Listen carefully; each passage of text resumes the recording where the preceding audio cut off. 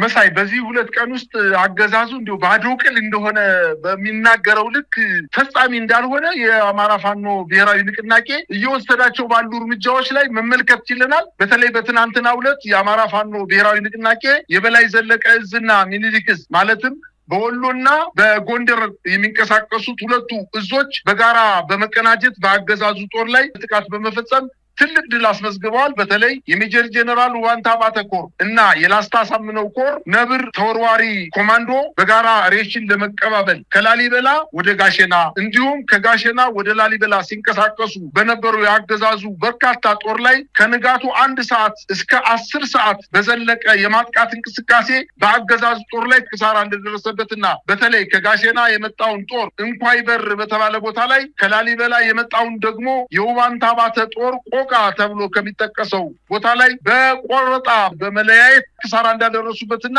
የያዙትን ስንቅና ትጥቅ ለማቀባበል እንኳን ከላሊበላ ወደ ጋሸና ሙሉ ሰራዊት መንቀሳቀስ እንደማይችል እንዲሁም ለመቀበል እንኳን ከላሊበላ ተነስቶ ወደ ጋሸና ሙሉ ሰራዊት መምጣት እንደማይችል ግማሽ መንገድ እንምጣ በማለት ከመድረሳቸው በፊት የፋኖ ኃይሎች ሁለቱ ጎንደርና የወሎ እዞች በጋራ በፈጸሙት ማጥቃት ከባድ ጉዳት እንዳደረሱበት ነው መረጃዎች እያመላከቱ የሚገኙት። በሌላ ዜና እንዲሁም በመርሳ ከተማ ላይ ከደሴ ወደ ወልዲያ ሲጓዝ በነበረ የአገዛዙ ኮንቮይ ወታደራዊ ፓትሮል ላይ ጥቃት ተፈጽሞ ከ30 በላይ የሰራዊቱ አባላት እንደተገደሉና በተለይ ባለሽርጡ ክፍለ ጦር በሲኖትራ በሁለት ሲኖትራክና በአንድ ፓትሮል ሲጓዝ በነበረ የአገዛዙ ጦር ላይ በአርፒጂ በተፈጸመ ጥቃት ሁለቱም ሲኖትራክና አንድ ሙሉ ወታደራዊ ፓትሮል መኪኖች ተቃጥለው ተጭነው ሲሄዱ የነበሩ የመከላከያ ሰራዊት መደምሰሳቸውና ሶስቱ መኪኖችም በሳት መጋየታቸውን መረጃዎች እያመላከቱ ይገኛሉ። በሌላ ዜና እንዲሁ በቋራ በተለይ በሙር በተባለው አካባቢ አሁንም እየተደረገ ሲሆን በዚህ ውጊያ የአገዛዙ ጦር ከደለጎ ወደ አባይ ዳር ምትባል ከተማ አዲስ ከተማ አለች። ወደዚህ አዲስ ከተማ የፋኖ ኃይሎች እንቅስቃሴ ያደርጉባታል በተባለች ከተማ በርካታ ጦሩን ይዞ ሲንቀሳቀስ የነበረ የአገዛዙ ጦር አባይ ዳር ከተማ አለችው ከተማ ላይ ከበባ ተፈጽሞበት የመጣው ሰራዊት በሙሉ ተመቶ ግማሹ ቆስሎ ግማሹ ሙቶ ግማሹ ደግሞ እጅ ሰጥቶ የቀረው ደግሞ ተበትኖ ወደ ደለጎ ከተማ እንደተመለሰና በአጠቃላይ በአገዛዙ ጦር ላይ እየተፈጸመ ያለው ጥቃት ከዚህ በፊት እንደነበረው ዝም ብሎ የነካነካ አይነት ጥቃት እንዳልሆነና በአገዛዙ ጦር ላይ ከፍተኛ የሆነ ክሳራ እንደደረሰበት መረጃዎች እያመላከቱ ይገኛሉ። ወደ ጎጃም ስንሄድ ደግሞ በሸበል በረንታ ወረዳ የአገዛዙ ጦር በሁለት አቅጣጫ ወደ ፋኖ ይዞታ ለመንቀሳቀስ ጥረት ቢያደርግም 201ኛ ኮር 64ኛ ክፍለ ጦር ጥቃት በመፈጸም የዱሃ ከተማ አቅራቢያ የመጣውን ጦር ከፍተኛ ድምሰሳ በመፈጸም ድል መጎናጸፉን አስታውቋል። በተጨማሪ የአማራ ፋኖ ብሔራዊ ንቅናቄ በላይ ዘለቀ እዝ በደቡብ ጎንደር እስቴ ወረዳ ከደብረ ታቦር ከመካነ ኢየሱስ ደንጎለት የተነሳው የአገዛዙ 804ኛ ኮር እንዲሁም ከደራ አርብ ገበያ በሁለት አቅጣጫ የእስቴን ዳንሳን ብርጌድ ለመምታት የተጓዘ ቢሆንም ገና መምቻ ከተባለ ቦታ ላይ ራሱ ተመቶ ወደ ኋላ መበተኑ እና ወደ መጣበት መመለሱን አስታውቋል። ከደራ ሐሙሲት ወረዳ አርብ ገበያ እና እስቴ ወረዳ መካነ ኢየሱስ የተነሳው የአገዛዙ ጦር ደንጎለት እስከ ገና መምቻ ባካለለ ቦታ ላይ ከፍተኛ መልሶ ማጥቃት ደርሶበት ተበትኖ እንደተመለሰና እንዲሁም ከስማዳ ወረዳ ወገዳ የተነሳው ጦር በጸዶዬ አቅጣጫ ቢያቀናም ያሰበው እንዳልተሳካለትና ተመቶ ወደ ኋላ መመለሱን ነው መረጃዎች የሚያመላክቱት። በተለይ ሸምበቂት በተባለ ቦታ ላይ አንድ ሙሉ ሻለቃ የመከላከያ ሰራዊት ሙሉ በሙሉ ማለቁን ነው መረጃዎች ያመላከቱ የሚገኙት። በአጠቃላይ እየተደረገ ባለው ጦርነት የአገዛዙ ጦር ለማጥቃትን በሄደበት በምሽግን ተቀምጦ ራሱን ለመከላከል ጥረት በሚያደርግበት አካባቢ ከፍተኛ ክሳራ እየደረሰበት እንደሆነ ነው መረጃዎች እያመላከቱ የሚገኙት። ከዚህ በተጨማሪ የአገዛዙ መከላከያ ሰራዊት አባላት 601ኛ ኮር 52ኛ ክፍለ ጦር እና 6ኛ እዝ 605ኛ ኮር 14ኛ ክፍለ ጦር በመክዳት በርካታ የአገዛዙ ጦር ከሰራዊቱ በመጥፋት ለፋኖ ኃይሎች እጁን በመስጠት ላይ እንደሚገኝና በዚህ ላይ በጣም የሚገርመው ነገር በርካታ የአገዛዙ ጦር ከኦሮሚያ ክልል በመነሳት በርካታ ቀናትን በእግራቸው ተጉዘው ጎጃም 206ኛ ኮር 34ኛ ክፍለ ጦር ወይም አብራጅት ብርጌድን መቀላቀላቸውን አስታውቀዋል። ለሶስት ተከታታይ ቀናት የፋኖ ኃይሎችን ለመቀላቀል 3 ሙሉ ቀንና 3 ሙሉ ሌሊት ተጉዘው በምስራቅ ጎጃም አብራጅት ብርጌድን መቀላቀላቸውን ይሄ የሚያሳየው ትልቅ እድል ቢያገኙ አብዛኛው የመከላከያ ሰራዊት ሰራዊት እየጠፋ የአገዛዙ ጦር መቀላቀል እንደሚፈልግ ነው መረጃዎች የሚያመላክቱት። በዚህ በተጨማሪ ከ60 በላይ አባላት 2 ብሬን 45 ክላሽ በመያዝ ፋኖን መቀላቀላቸውን አስታውቀዋል። እነዚህ የአገው ተወላጆች በጎጃም አካባቢ የአገዛዙ ጦር ለመዋጋት በግላቸው ከፋኖ እንቅስቃሴ ውጭ በመሆን በአገዛዙ ጦር አኩርፈው ውጊያ ሲያደርጉ የነበሩ ኃይሎች የፋኖ ኃይሎች አንድነትን ከፈጠሩበት ቀን ጀምሮ ለመቀላቀል ከፍተኛ ጥረት ሲያደርጉ እንደቆዩና ጊዜው ሲመቻቸው 60 የሚኒሻ አባላት 2 ብሬንና 45 ክላሽ ይዘው የፋኖ ኃይሎችን ተቀላቅለዋል። እንግዲህ በርካታ የሰራዊት አባላት የከዱ የፋኖ ኃይሎችን እየተቀላቀሉ እንደሚገኙ እንግዲህ አሁን በዚህ ዜና ለመጥቀስ በጣም አስቸጋሪ ነው። በርካታ ቁጥር ያለው በሰሜን ሸዋ፣ በምዕራብ ጎጃም፣ በምስራቅ ጎጃም እንዲሁም በደቡብ ጎንደርና በሰሜን ወሎ አካባቢ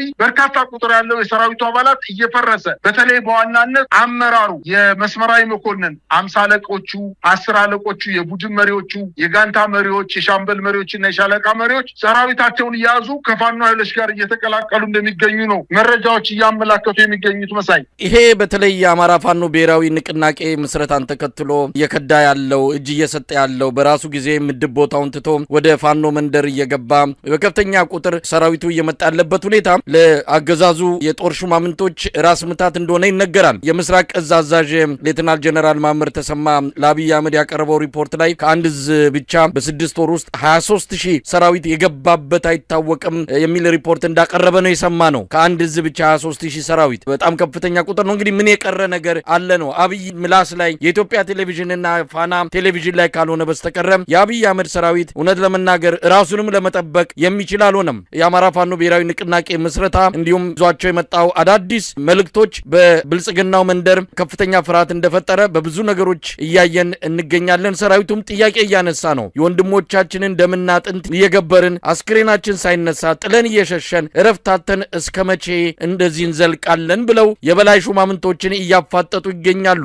ለማንኛውም በሂደት የምናየው ይሆናል። በአንጻሩ ከአማራ የትግል እንቅስቃሴ ራሳቸውን አርቀው በዚህን ጊዜ ላይ ወደ አንድነት መሄድ ሳይችሉ በተለያየ ተልዕኮ ፋኖን ተቀላቅለው የነበሩ በመጨረሻው እውነተኛው ጊዜ ሲደርስ ጥለው ወደ ብልጽግና የገቡ ሰዎች ሰሞኑን የብልጽግናን የቴሌቪዥን ጣቢያዎች ተቆጣጥረው አይተናል። አዲስ አበባ ላይ ኮሪደር ልማት አስፋልቱ ላይ እየተመሸነሹ በጣም ደስ ብሎናል፣ ቻይና ሄድን የመሰለን እያሉ ምስጋናና ውዳሴ ሲያቀርቡ በእውነት እንደነዚህ አይነት ሰዎችንም ጭምር ይዞ ነበረ ፋኖ 2 እና 3 ዓመታት የቆየው። እውነትም ፋኖ ማጥራት ነበረበት። እንደነዚህ አይነቱን አንጓሎ ማሰናበት ነበረበት። በራሳቸው ጊዜ ሄዳቸው አንድ ነገር ነው። የቀሩም ካሉ እንግዲህ ተጣርቶ እውነተኞቹና የነጻነት ታጋዮቹ ብቻ ከአሸናፊነት ደሴት ላይ ይደርሳሉ። ለማንኛውም በአጠቃላይ ምን ማለት ይቻላል ከግራ ከቀኝ ያለውን ሁኔታ በማየት መሳይ የገጠር ሴት ወንዝ ዳር ሂዳ ውሃ ስትቀዳ አሸዋውን ማሳርጋ መጀመሪያ የደፈረሰ ውሃ ነው የምታገኘው። የደፈረሰውን ውሃ ፋጋ ወይም በያዘችው ዕቃ ቀድታ ደፍታ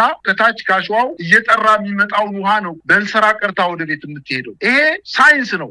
አሸዋው እያጣራ ይመጣል። ከዛ በኋላ በቀድታ የሚጠጣም ምግብ ማብሰያ ይዛ ትሄዳለች እንጂ እንደገና መጀመሪያ እንደ አሸዋው ዝቃ የደፈረሰውን ውሃ በጋን ቀርታ ወይም በስራ ቀርታ አትሄድ። የፋኖ ኃይሎች ወደውም ይሁን ተገደው ቆሻሻ አብሯቸው ነበረ። ያንን ልክ እንደ በፋጋ ቀድተው ቆሻሻውን እንደሚያስወግዱት ሁሉ ቆሻሻው ሲሄድ ወደ ላካቸው ወደ ብልጽግና ወይም ትግሉ ዓላማው ሳይገባቸው የሄዱ ሰዎች በ15 ቀን ጊዜ ውስጥ አዲስ አበባን እንቆጣጠራለን ብለው ገምተው የሄዱ ሰዎች ወይም የግል ጥቅማቸውን ታሳቢ አድርገው የሄዱ ሰዎች ሲመለሱ ፋኖች እኮ አንዱ ነው በበርካታ ቦታዎች ላይ በመንግስት ላይ ከፍተኛ ስጋት ብቻ ሳይሆን ከፍተኛ ጥቃት ፈጽመው ድል እየተጎናጸፉ ነው የሚገኙት። ይሄ ያስፈረገገው ስርዓት ተጨማሪ የፋኖ ኃይሎች ወደ ከተማ እንዲገቡለት እጅ እንዲሰጡለት ለማድረግ እነዚህ ሰዎች በከተማ በግልጽ ቱሪስት በሚንቀሳቀስበት ባስ ያስጎበኛቸው ነው የሚገኘው። እነዚህ ሰዎች ቀድሞ ነገር የአዲስ አበባን የኮሪደር ልማት ለማድረግ እኮ የግዴታ በረሃ ሂደው የፋኖ ኃይሎች ላይ ተቀላቅለው ተመልሰው መምጣት አይጠበቅባቸውም ነበረ። የሚጎበኝለት ኃይል ይፈልግ ነበረ።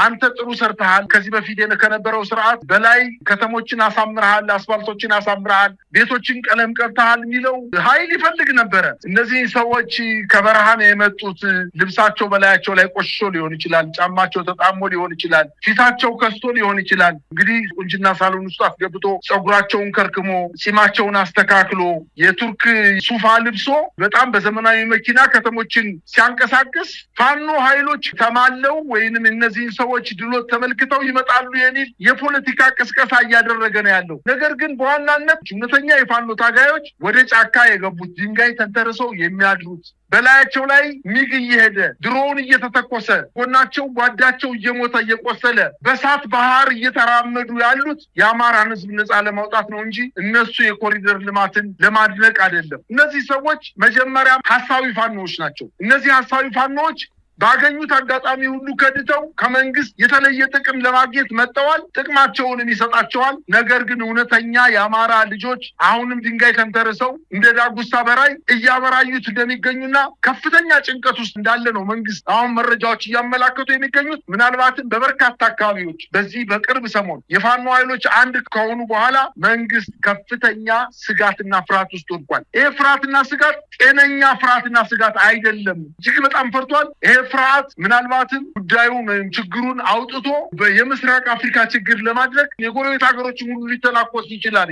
ሽንፈቱን አምኖ ለማዋጥ የተቸገረ ስርዓት ስለሆነ እያንዳንዱን የፋኖ በትር ለሌሎች ኃይሎች ነው እየሰጠ የሚገኘው። ሲፈልግ የፋኖ ኃይሎች በህወሓት ኃይሎች ታግዘው መቱኝ፣ በኤርትራ ኃይሎች ወይም በሻዕቢያ ኃይሎች ታግዘው መቱኝ፣ ምናልባትም በሱዳን ኃይሎችም ታግዘው መቱኝ። እንግዲህ መውደቂያ ጊዜው እየደረሰ እንደሆነ ስለሚታወቅ በህይወት እንዳለ አቅም እንዳለው ጉልበት እንዳለው መደፈር እንደማይችል እየተናገረ ቢገኝም የጎረቤት ሀገሮች ድንበሯን ተሻግረው ባለበት በዚህ ሰዓት መንግስት አለ ማለት አይቻልምና አሁን የፋኖ ኃይሎች በጣም የሚቸገሩት ምናልባትም ይህን ስርዓት ከጣሉ በኋላ ምን አይነት ስርዓት ነው መቋቋም ያለበት? የኢትዮጵያ ህዝቦችን ያማከለ የጋራ መንግስት ልናቋቁም የምንችለው በምን አይነት መንገድ ነው የሚለው ካልሆነ በስተቀር ይሄ ስርዓት ቅንቅን እንደበላው አገዳ ተበልቶ ያለቀ ፋኖዎች እንኳን ባይጥሉት በራሱ ኃጢአትና በደል ሊወድቅ እንደሚችል ነው አጠቃላይ መመልከት የሚቻለው። መሳይ እንግዲህ ያለውን ሁኔታ እንከታተላለን። የአብይ አህመድ ሰሞንኛ እንቅስቃሴ በግራም በቀኝም እያደረጋቸው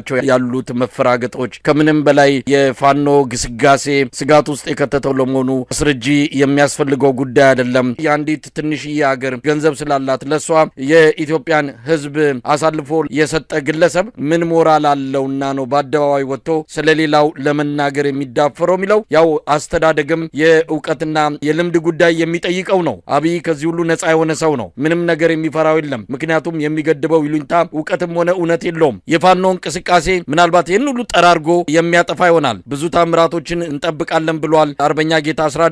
እንግዲህ አንድ ሆነዋል። አንድነታቸውን ይዘው ለኢትዮጵያም ሆነ ለምስራቅ አፍሪካ ጠንቅ የሆነውን ስርዓት እንደሚያስወግዱ ምንም ጥርጥር የለውም። በጣም ነው ማመሰግንህ መሳይ። እንደው በመጨረሻ ጅል አሸነፈ ምን ብሎ እምቢ ብሎ ይባላል። ይሄ ጅል የሆነ ስርዓት ነው። እምቢ ብሎ ነው የሚያሸንፈው። ሰላም በሌለበት ሀገር የሰላም ሚኒስተር ያላት፣ ሀገርን ዳር ድንበሯን መቆጣጠር የማይችል የመከላከያ ሚኒስተር ያላት፣ የሀገሪቱን ኢኮኖሚ መቆጣጠር የማይችል የገንዘብ ሚኒስተር ያላት ሀገር፣ በርካታ ወጣቶች ከትምህርት ገበታ ተገለው የትምህርት ሚኒስተር ጸጥ ያለበት ሀገር፣ ዩኒቨርሲቲዎች ባዷቸውን ቀርተው የሚመዘገቡ ተማሪዎች የሉ ሆነው አልፈው ወደ ዩኒቨርሲቲ የሚገቡ ተማሪዎች 1% እና 2% ያሉባት፣ ነገር ግን የትምህርት ሚኒስተር ያለባት ሀገር፣ በአጠቃላይ የኢትዮጵያ መስሪያ ቤቶች ወይም ተቋማት እጅግ በጣም ዝቅጠት ውስጥ የገቡባት አገር ሁና እያለ ነገር ግን ጠቅላይ ሚኒስትሩ ልክ እንደ ፊንላንድ እንደ ኖርዌይ ምናልባት እንደ ስካንዲኔቪያን ሀገሮች እጅግ በጣም የተንደላቀቀ ህዝብ ያለባት የምንም አይነት ችግር የሌለባት ሀገር እንደሆነ አይነት በመድረክ እየወጣ የሚናገረው